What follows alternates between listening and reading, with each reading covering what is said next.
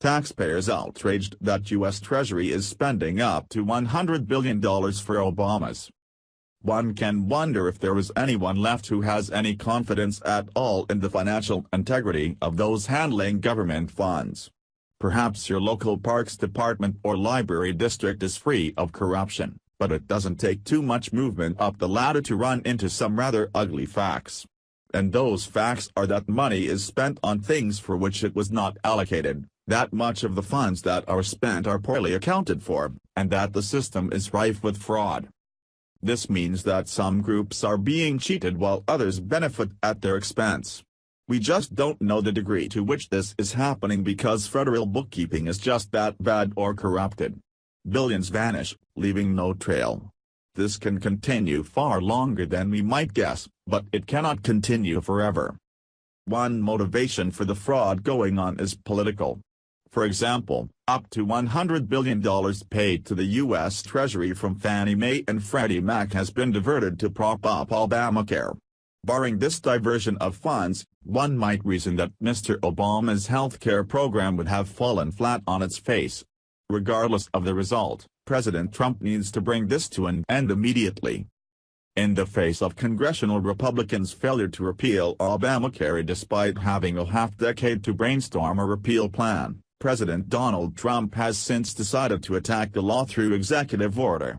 Last week he took actions to significantly weaken the law, actions which lead CNN's Anderson Cooper to remark, "Never have we seen a president so seemingly bent on reversing, negating, even obliterating his predecessor's signature accomplishments."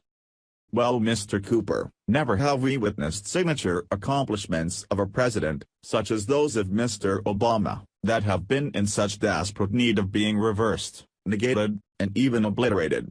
So, deal with that. If Trump truly wants to deal the coup de grace to Obamacare, there's still a massive source of funding for the law that Barack Obama deceptively implemented, and it relates to the one last piece of unfinished business from the past financial crisis, the status of mortgage giants Fannie Mae and Freddie Mac.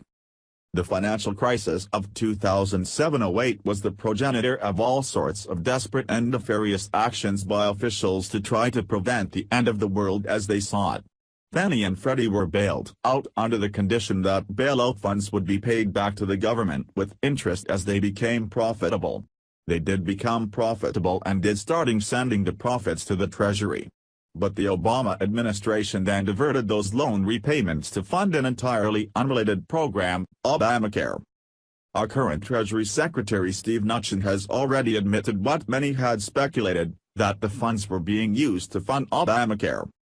So, here's the problem and its solution President Trump can implement.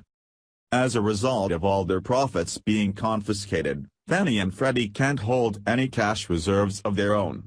Therefore, any quarter in which the enterprises are unprofitable, which will be inevitable, given that another recession will come eventually, the American taxpayer will be required to make up the difference. Why expose the taxpayer to risk to continue funding Obama's failure? With the stroke of a pen, Trump could kill two birds with one stone. By cutting off the stream of Fannie and Freddie's funds towards the Treasury, he can end Obamacare funding and protect taxpayers. President Trump pulled the plug on this diversion of funds and end Obamacare as we know it,